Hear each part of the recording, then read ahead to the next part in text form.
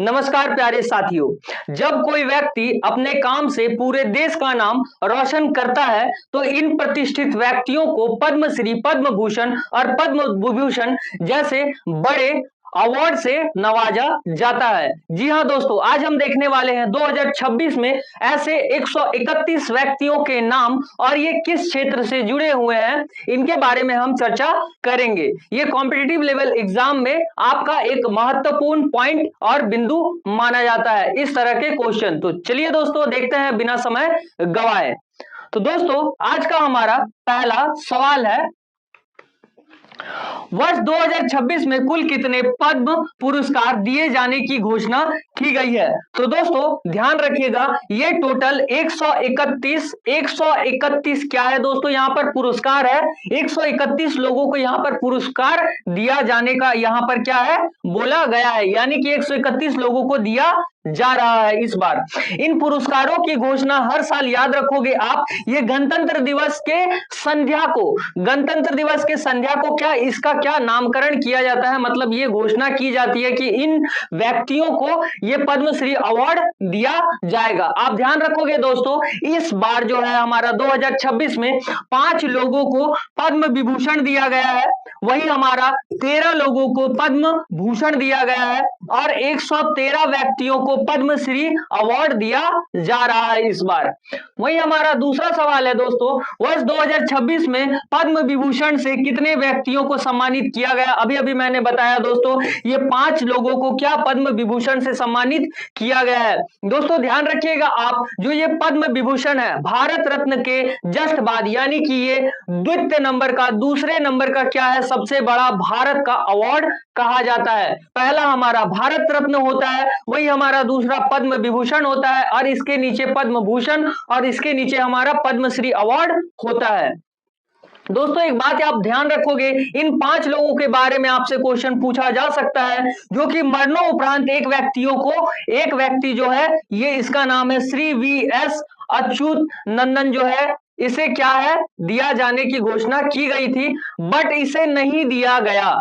इसके जो भी फैमिली मेंबर है उन्होंने क्या कहा, ये लेने से, ये अवार्ड लेने से, पद्म विभूषण अवार्ड लेने से इनकार कर दिया। ये आप ध्यान रखोगे। वही दोस्तों ध्यान रखोगे, जो धर्मेंद्र देवल है, जो कि बहुत बड़े फिल्म इंडस्ट्री के दिग्गज आप बोल सकते हो, एक अभिनेता थे, वो जो मरणोपरांत है इन्हें क्या कला और सिनेमा के क्षेत्र में ये अवार्ड दिया गया है। वही हमारा इसका नाम है सूत्री एन राजम, ठीक है, ये हमारा वायलिन संगीतज्ञ थे, इन्हें भी दिया गया है। और हमारा है नेक्स्ट तीसरा नंबर पर श्री के टी थॉमस, जो है इसे भी दिया गया है, जो कि सार्वजनिक मामले से रिलेटेड है। याद रखोगे आप, ये पूर्व सुप्रीम कोर्ट, ठीक है, पूर्व सुप्रीम कोर्ट के जज भी ये रह चुके हैं। वही हमारा चौथा है श्री पी नारायण, इसे साहित्य और शिक्षा के क्षेत्र में क्या पद्म विभूषण दिया जा रहा है। दोस्तों आप ध्यान रखोगे, ये क्वेश्चन आपसे पूछा जा सकता है कि किसके परिवारजनों ने इनकार कर दिया इसे लेने से। तो ये मरणोपरांत जो है, ये श्री वीएस अच्युतानंदन जो थे, इसकी घोषणा तो की गई थी कि 5 अवार्ड दिया जाएगा, पद्म विभूषण 5 लोगों को दिया जाएगा, लेकिन इनके परिवारजनों ने ये लेने से इनकार कर दिया। वही आपको इन 4 लोगों का नाम याद रखना है, जिसमें से एक बॉलीवुड जो अभिनेता है, बहुत ज्यादा स्पेशल है यहाँ पर, धर्मेंद्र देवल, ठीक है दोस्तों, ये धर्मेंद्र देवल को याद रखना है आपको। वही हमारा और 3 नाम है, साथ ही साथ इसे भी आप ध्यान में रखोगे।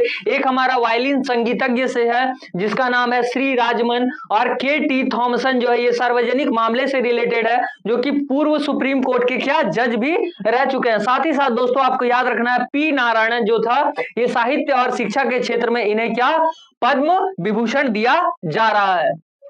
वही दोस्तों हमारा अगला सवाल है, पद्म पुरस्कारों की शुरुआत किस वर्ष की गई थी? तो दोस्तों मैंने वीडियो के शुरुआती में ही आपको बता दिया है इस बारे में कि ये 1954 से ही इसे क्या भारत रत्न के साथ दिया जा रहा है। याद रखोगे आप, भारत के सर्वोच्च नागरिक पुरस्कार भारत रत्न, जो कि साहित्य के क्षेत्र में चाहिए था, इसकी शुरुआत भी हो चुकी थी। वही आप साथ ही साथ ध्यान रखोगे दोस्तों कि यह पुरस्कार हर वर्ष राष्ट्रपति भवन में क्या दिया जाने वाला पुरस्कार पुरस्कार कहलाता है, ये पद्म पुरस्कार, जिसे हम पद्मश्री, पद्म भूषण और पद्म विभूषण के नाम से जानते हैं। दोस्तों हमारा अगला सवाल है आज का, वर्ष 2026 में पद्म भूषण से कुल कितने व्यक्तियों को सम्मानित किया गया? तो दोस्तों ये हमारा 13 लोगों को सम्मानित किया गया है, जो कि एक गौरवपूर्ण बात यह है कि श्री शिबू सोरेन जो है, इन्हें मरणोपरांत दिया जाने वाला ये पद्म भूषण अवार्ड दिया जा रहा है। कौन? श्री शिबू सोरेन, जिन्होंने झारखंड के लिए एक महत्वपूर्ण योगदान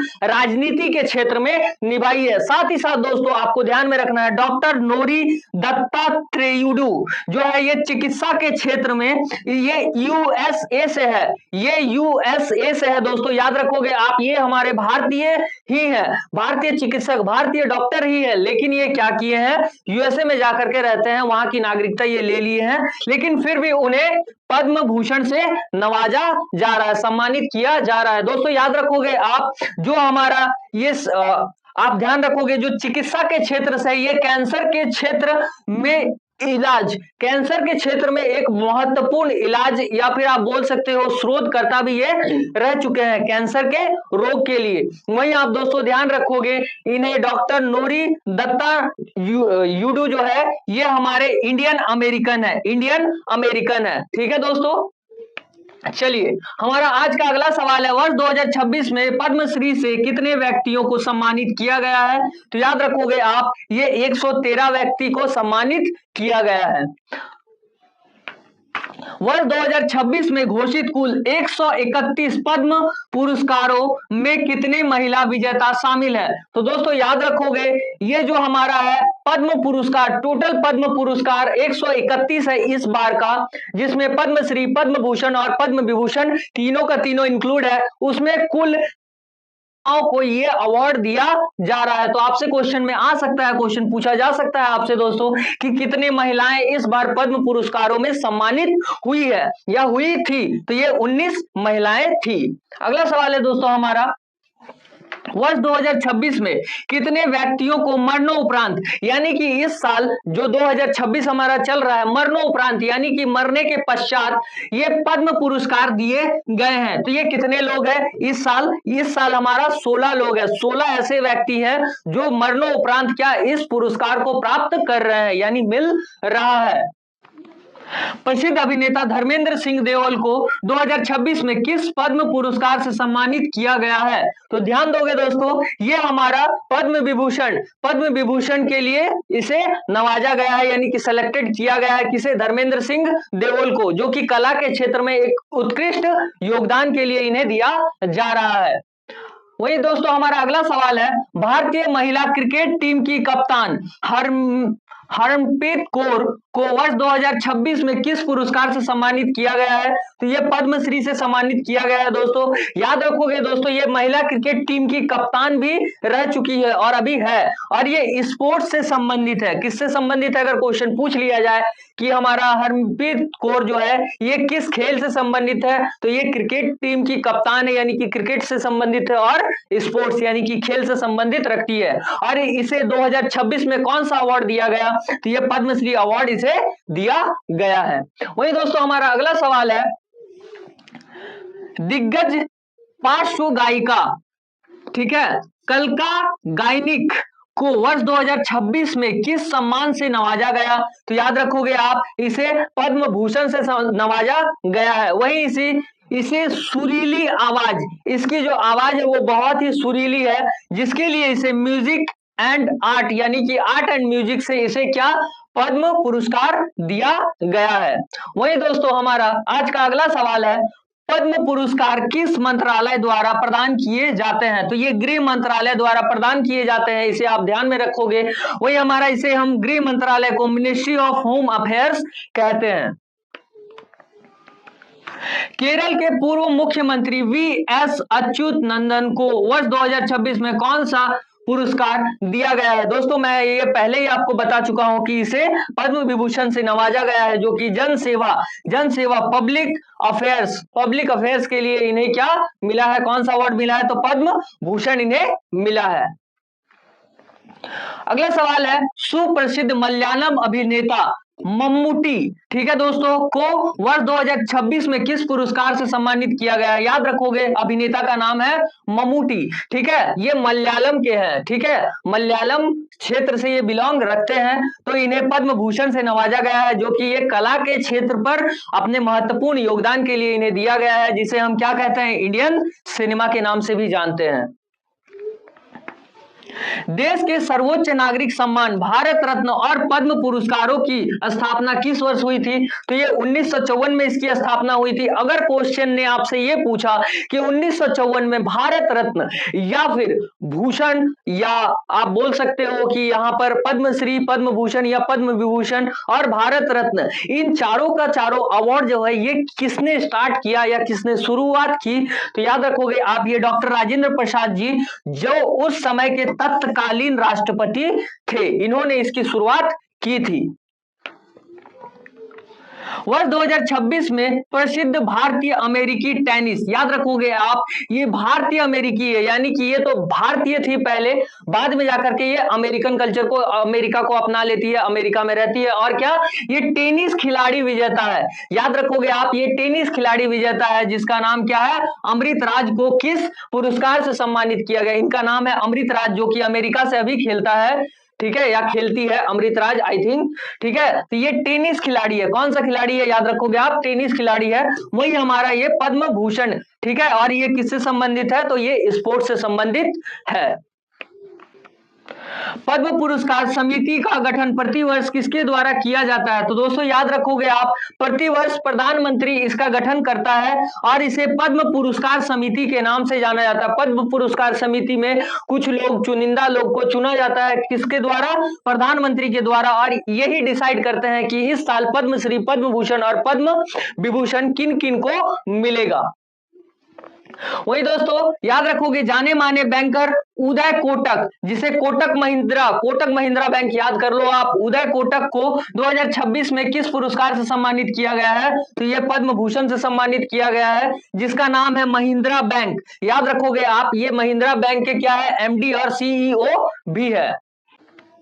पद्म पुरस्कारों के क्रम में सबसे बड़ा पुरस्कार कौन सा है? याद रखोगे आप, इसमें सबसे बड़ा पुरस्कार तो एक्चुअल में भारत रत्न है, लेकिन अगर ये क्वेश्चन का आंसर आपने ये मार दिया ऑप्शन नंबर डी, तो आपका आंसर पूरी तरह से गलत हो जाएगा। ये आप ध्यान में रखोगे दोस्तों। यहां पर क्वेश्चन ने कहा है पद्म पुरस्कारों के क्रम में, पद्म पुरस्कार तो ये है मेरे भाई, पद्म विभूषण, पद्मश्री और पद्म भूषण, ठीक है, ये है हमारा ऑप्शन में, तो इसे आप क्यों मार रहे हो? अगर आपसे पूछ लिया जाए कि भारत रत्न जो है ये कौन सा अवार्ड है, तो अगर ये क्वेश्चन ने पूछा तो आपको बताना है यहां पर कि भारत रत्न जो है भारत का दिया जाने वाला सर्वोच्च नागरिक पुरस्कार है। लेकिन अगर आपसे क्वेश्चन ने ये पूछा कि पद्म पुरस्कारों के क्रम में सबसे बड़ा कौन है, तो ध्यान में रखोगे आप, ये हमारा पद्म विभूषण है, ठीक है दोस्तों। सबसे पहला हमारा होता है भारत रत्न, वही हमारा दूसरे नंबर पर होता है पद्म विभूषण, वही तीसरे नंबर का अवार्ड है पद्म भूषण, और लास्ट है हमारा चौथा पद्मश्री। याद रखोगे दोस्तों। वही हमारा अगला सवाल है कि निम्नलिखित में से किस वर्ष पद्म पुरस्कारों की घोषणा नहीं की गई, यानी कि उस साल अवार्ड नहीं दिया गया दोस्तों। तो ध्यान रखोगे, ये हमारा दो है, पहला तो 1977, पहला हमारा 1977, ध्यान रखोगे दोस्तों, मोरारजी देसाई इस समय थे। 1977 में मोरारजी देसाई की सरकार ने यह डिसीजन लिया कि इस साल अवार्ड नहीं दिया जाएगा, ठीक है, क्योंकि उपाधियों की अंत हो चुकी थी। जैसे ही अंग्रेज यहां से गए तो हमारे भारतीय संविधान में ये कहा गया, ये लिखा गया है कि उपाधियों का अंत हो जाएगा, यानी कोई भी उपाधि नहीं दी जाएगी। लेकिन मोरारजी देसाई की सरकार कहती है कि अब कैसे करके अवार्ड दिया जाए, क्योंकि उपाधियों का तो अंत हो चुका है और ये तो उपाधि है, ये तो उपाधि है। लेकिन बाद में इसे कैंसिल किया जाता है और सुप्रीम कोर्ट के द्वारा ये कहा जाता है, ये फैसला लिया जाता है कि जो हमारा मोरारजी देसाई की सरकार ने यह फैसला लिया ये पूरी तरह से गलत है। इसका मतलब तो यह हुआ कि जो हमारा उपाधि, जिसे हम उपाधि कह रहे हैं, पद्म पुरस्कारों को उपाधि कह रहे हैं, ये उपाधि नहीं बल्कि सम्मान है।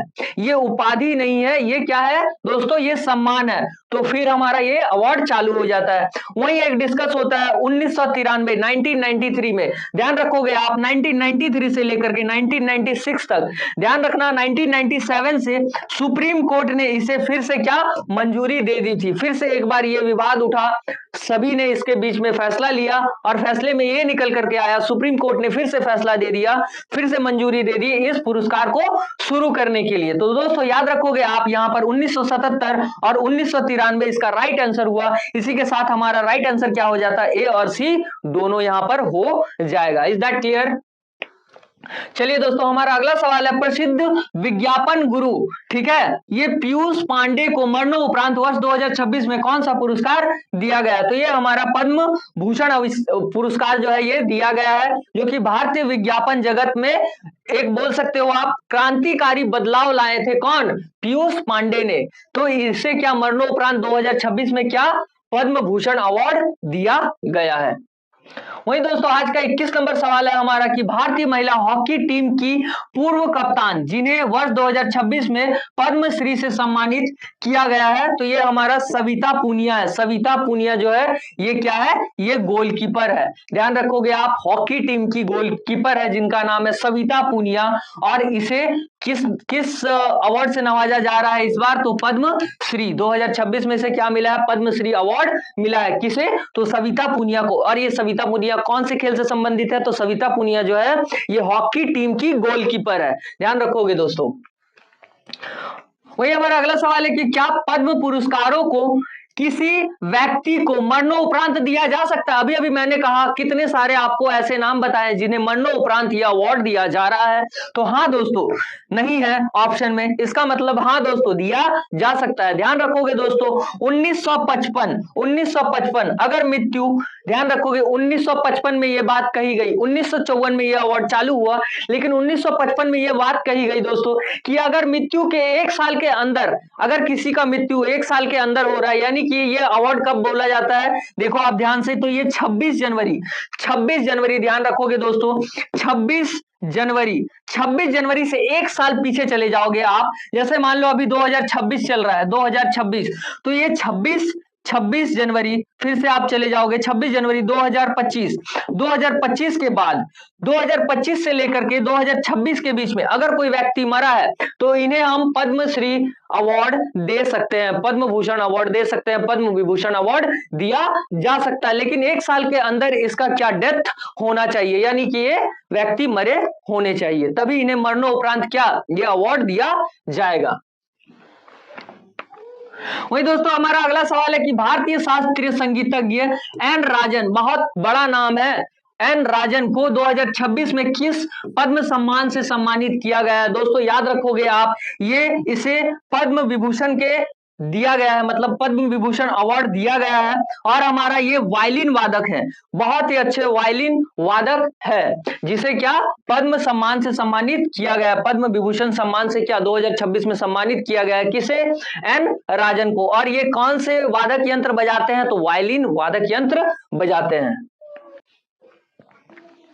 विज्ञान और इंजीनियरिंग, साइंस एंड इंजीनियरिंग के क्षेत्र में वर्ष 2026 में पद्मश्री से सम्मानित केरल के वैज्ञानिक कौन है? तो याद रखोगे दोस्तों ये ए.ई. मुथुनायगम है, और ये सबसे सफल रॉकेटों के लिए इंजन विकसित करने के आधार पर इन्हें क्या पद्मश्री अवार्ड दिया गया है। वही आज का हमारा अंतिम सवाल हुआ दोस्तों कि किसी एक वर्ष में दिए जाने वाले पद्म पुरस्कारों, जिसे हम मरणोपरांत और विदेशियों को छोड़कर की अधिकतम संख्या कितनी हो सकती है? तो ध्यान दोगे दोस्तों, अधिकतम संख्या यहां बोल दिया गया कि 120 हो सकता है, लेकिन सामान्यता यानी कि नॉर्मल इसे हम 120 से लेकर 130 या बोल सकते हो 100 से लेकर के 130 व्यक्तियों को ये अवार्ड दिया जाता है। वही मरणोपरांत जो होता है ये अवार्ड 5 से लेकर के 10 व्यक्तियों को दिया जा सकता है, और जो विदेशी होते हैं इसे 10 से लेकर के 15 व्यक्तियों को विदेशियों को दिया जा सकता है,